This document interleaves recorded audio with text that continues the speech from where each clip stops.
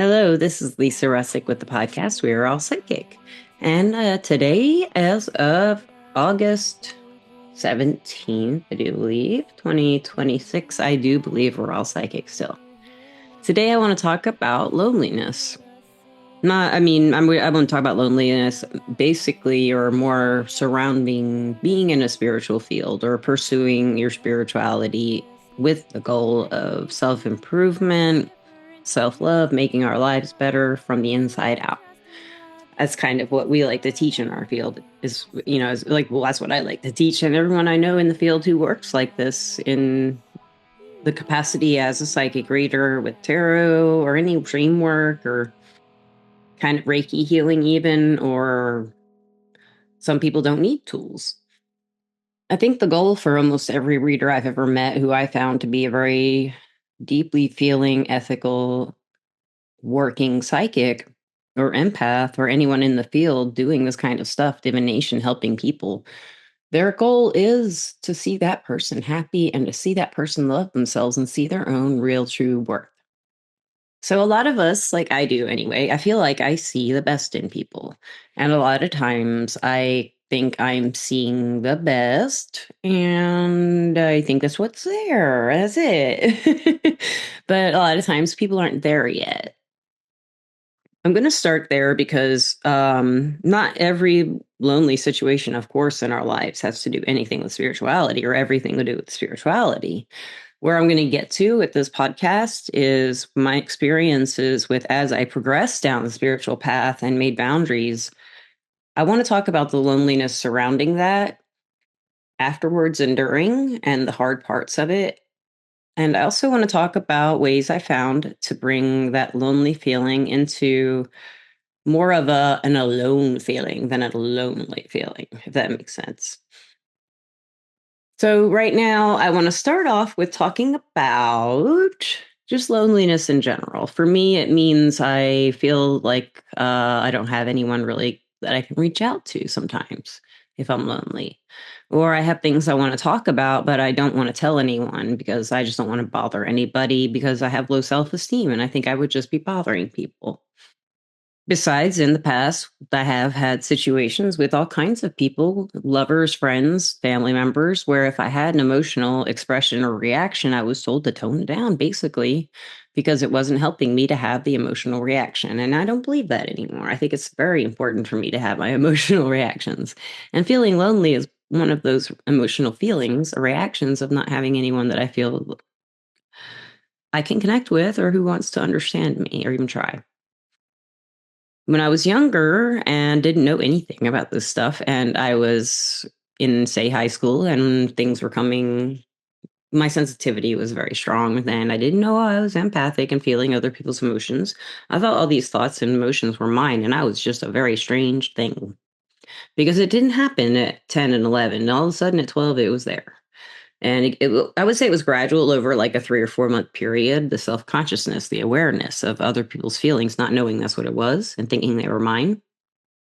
So I didn't ever want to talk to anybody about that. And that was isolating as I can't even begin to explain how isolating that was growing up because I didn't know what it was to begin with. If I had known it was something spiritual, I don't know what I would. I probably would have gone to a priest, maybe, or talked to someone I knew in high school, like a best friend who could understand it, what I was going through. I did have a good friend named Lisa that sometimes when I had experiences with my emotional responses and I couldn't hide them or bury them or I got in trouble because of them, I did go to her and talk to her about them.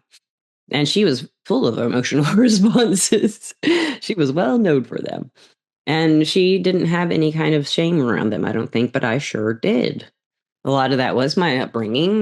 We were taught, not children should be seen, not heard. No, we were encouraged to be ourselves, to be imaginative. Everyone, all my cousins, my brother, and I, we were taught that we could do anything we wanted to in our lives when we were little. Um, a lot of my loneliness as a child was more so feeling misunderstood because I had a very big imagination. Sometimes what I talked about, other people just didn't care about. Nobody really cared about my glass otter and my glass armadillo being in love and having baby otters and armadillos, and it was all kinds of cross racial and all this. They didn't want to hear about that, or cross species, and they had a lot of obstacles.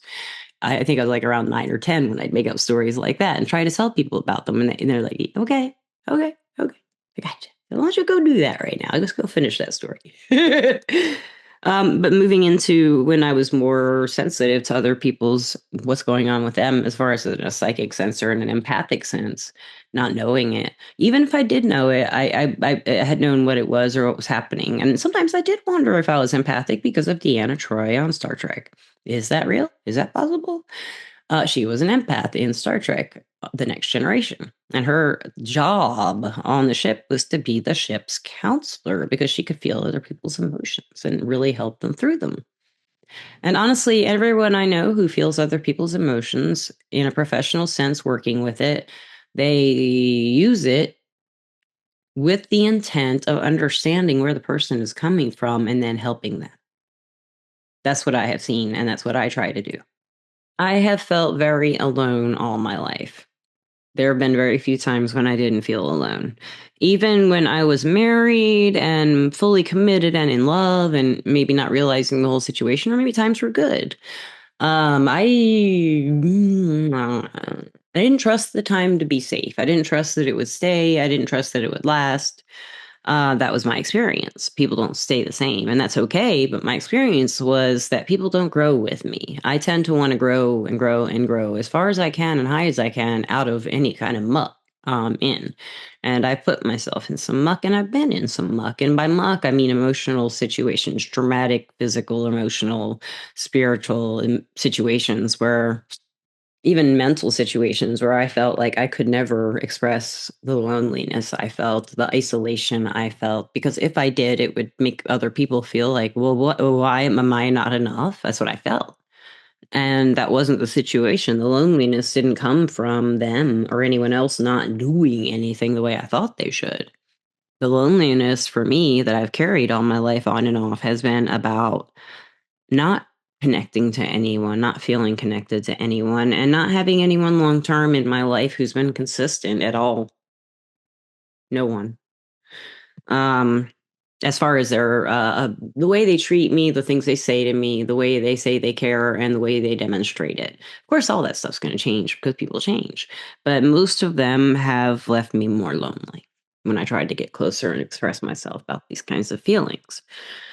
The way I feel different from other people now, and maybe going in through my 20s, 30s, 40s, and now at 51, I don't really mind being different than other people. I do still feel the loneliness though, but it does feel more like isolation and aloneness.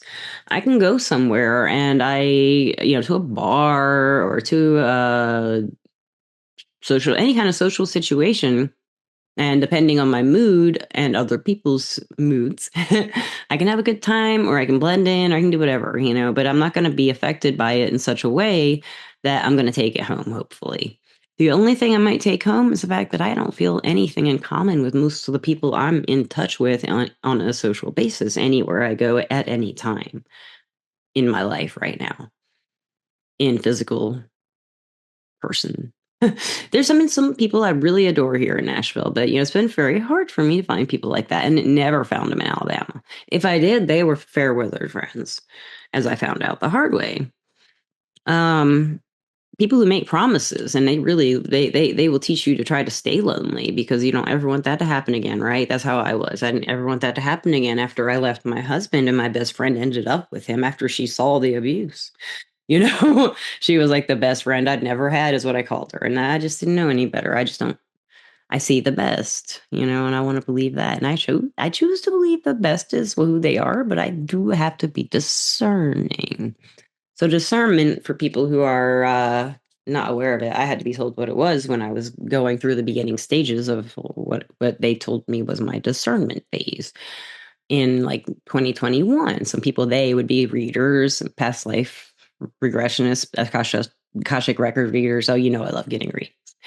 And that's part of something that helps me feel less lonely is getting a reading because sometimes I feel really understood, especially if I pay for the reading. Because when you pay for it or give some kind of exchange, especially with money, people do a better job. They invest more, they connect more. I don't know why, but that's been my experience as a client on the client end asking for a reading from anyone. My loneliness times are probably now, and they have been the last several years since I left my second husband, but I was lonely before then because nobody believed me as to what was going on or as to how bad it was or how I was feeling about it. Even people who saw it didn't really believe it because it was hard to believe he had that side to him if you didn't know him as well as I did and you didn't live with him, you know? Um, and the loneliness and isolation was that I felt misunderstood. I felt like it was my fault sometimes, and I knew it wasn't. I knew I was changing the way I saw myself, and I didn't want to. That's isolating, and that made me feel very alone because, like, well, where am I going? Who I love who I am. Where that person's going away because of how I'm being treated and talked to, and realizing that it was like, wow, I'm going to have to leave everything behind. I knew what the situation was. I knew he was a manipulator. I knew he would tell everybody in town I did something. That's what all guys do when they do something wrong, or men, women, everybody, when they've done something wrong on purpose, usually, especially for a long period of time, from my experience, they will get out of it as far as their public reputation goes because they don't want to be seen that way. They can't date anybody else and do the same thing to them again, is how I see it. Now, that maybe that's a little jaded side of me. And that can make you feel very lonely and isolated too, me, feeling jaded, feeling angry, you know. So I went through years of this and I tried a relationship, a romantic relationship, as if you're a long time listener, right after I got divorced. I was in a relationship for 2 years and that person just lied to me the whole time. And I knew within 8 months it was like that, 6 months. I knew he was like that. And I just didn't want to see that because I saw that side. And if I decided, well, you know, the truth is he's lying and he's never going to do anything he says he does because he doesn't anyway. You know, that's what I should have really accepted, but I was lonely and I liked this person a lot. So I just kept doing it. Kept going back, kept breaking up, kept going back for the same reasons. And we all know repeating the same mistake for the same reasons, doing the same thing over and over again doesn't ever cause a new solution, a new beneficial solution. And it's really hard to leave people when you care about them and they're not treating you the way I, in that case, wanted to be treated and needed to be treated. And that's something that I find loneliness definitely needs is someone I can be myself with, people I can feel comfortable with who want to get to know me and actually are interested in who I am. Now, is there's two sides to that because sometimes I'm not really as self-aware of what people think of me as they are actually thinking of me. I know because it's mainly because I've been projected on a lot as far as what I mean and what I say and told to back to me, well, you said blah, blah, blah. And I was like, no, I didn't say blah, blah, blah. I said blah, blah, blah. The words I said were blah, blah, blah. And you just told me my words were said were blah, blah, blah. These are two totally different sentences. And it never worked. You know, I would try to go back into the sentences. It was never about the words. It was always about having power over me and making me feel and stay subdued emotionally, physically with my mouth and mentally trapping me, and it's not just him, and people have done this to me all my life, mentally trying to trap me into thinking I suck. I don't know why, what the purpose of that is, except for them to feel better about themselves if they have inferiority issues. Don't know. I don't know why people do that. I just don't get it. I don't. I'm sure I've been mean, but I don't feel like ever being mean on purpose. I don't. I don't. You've probably heard this, listeners and watchers, and this is a video on Spotify and YouTube. But you've probably heard this. I'm sure you've heard it, but I can't remember it right now because my mind drew that blank. It always does. That's another thing that can happen. I can have mental and physical and emotional reactions to isolation and loneliness. I can assume the worst and perpetuate the loneliness and isolation. Now, there is a difference between being alone and feeling lonely. And more so over the last 5 to 6 years, I've become more on the like alone side than the lonely side. I have good friends. I mean, Donna's been one of the best friends in my life that I've ever had as a co host. I didn't expect us to get to be this close. I was hoping we would. I love Donna. And we've gotten to be so close. I mean, I talk to her every day. We talk to each other about all kinds of things.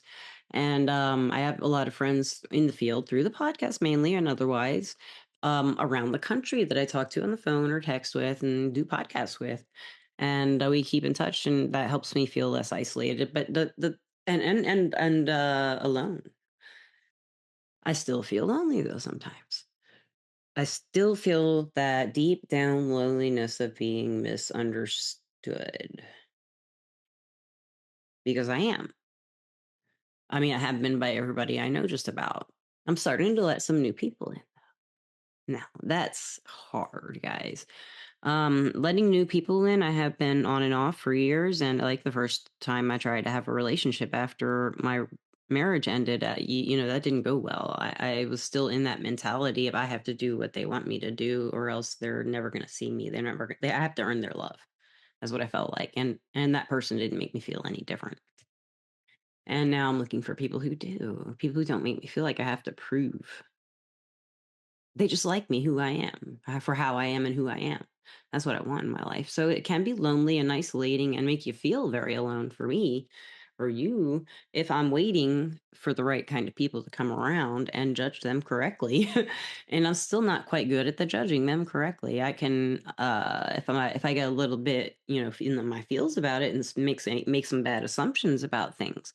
I can assume the worst situation about a really good opportunity that I could have passed up or I would pass up because of my fears and the loneliness, reinforcing being safe that way in my psyche and in my habits.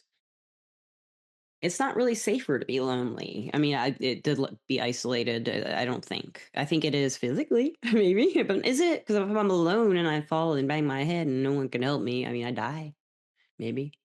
Or I wake up and go, "Ow, what happened?" And then I cry for 2 days because no one was there, no one cared. That's not really the truth, though. I live alone for a reason. I live alone because I was chose to.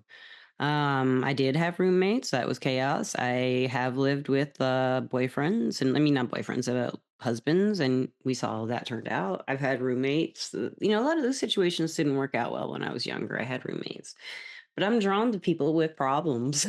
I do. I am drawn to people with problems. I once said to someone, if you don't have a problem, we're not friends. I was kind of joking. He was saying, I don't want to tell you all my problems. You hear them all day on the phone. I'm like, no, I like problems. I like problems. I like helping people figure out their stuff and talking out everything.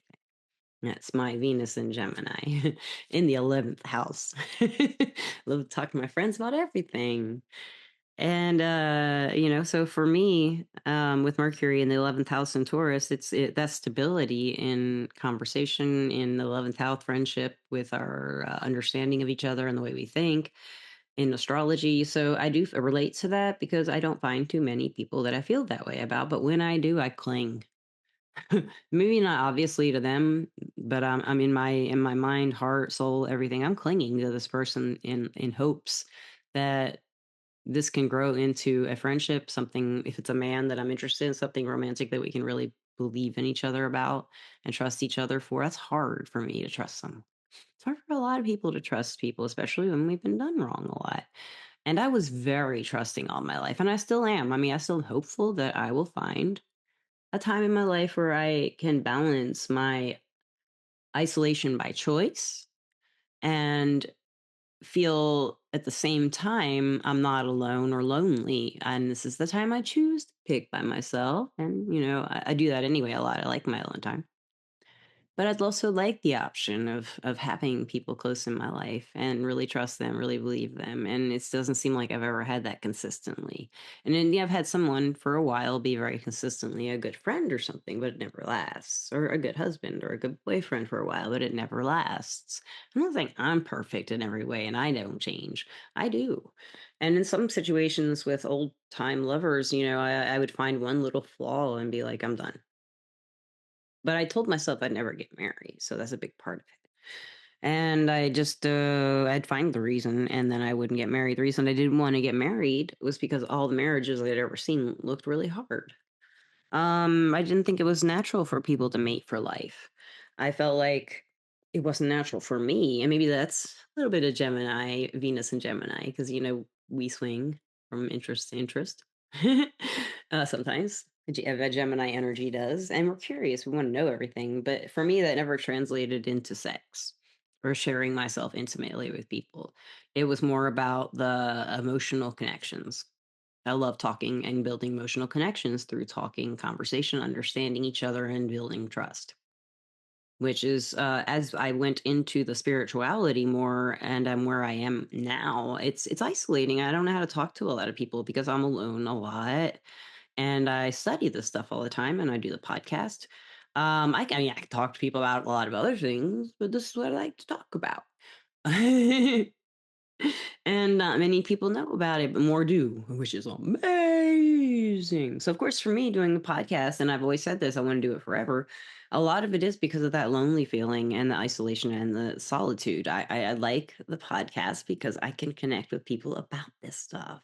And they have said this, so many said to me and Donna and Misty when she was my co host after and before the podcast. It's so great to have someone to talk to about this stuff. So lonely not talking to anyone. No one gets it. Come on. That's a very common thing I hear after podcasts where we do interviews with guests. So these days, what's going on with my lonely heart? I'm feeling better.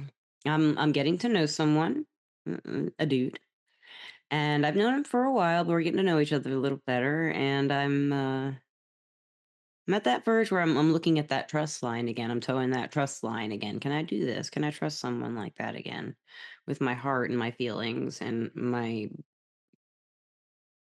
self worth? My self-worth shouldn't be wrapped up in someone else, and I don't want it to be, and it hasn't been for a long time, but it's an old habit that I have to watch because I did do it a lot. Wrap my own self-worth up in someone else so I would not be isolated, alone, and lonely. So in my spiritual path, and as I continue on, I want to start inviting more people into my heart again. I'm trying to, and that's very hard for me. And if you've been where I am in the loneliness situation while you are walking your spiritual path and doing your thing, maybe this podcast can give you some ideas that at least make you feel not so alone, give you some words for what you're experiencing. And I want to tell you, if it's happening to you, you're not doing anything wrong. I don't think if you're doing like what I'm doing, I don't think I'm doing anything wrong, except I have shut people out for a long time. And I don't want to do that anymore.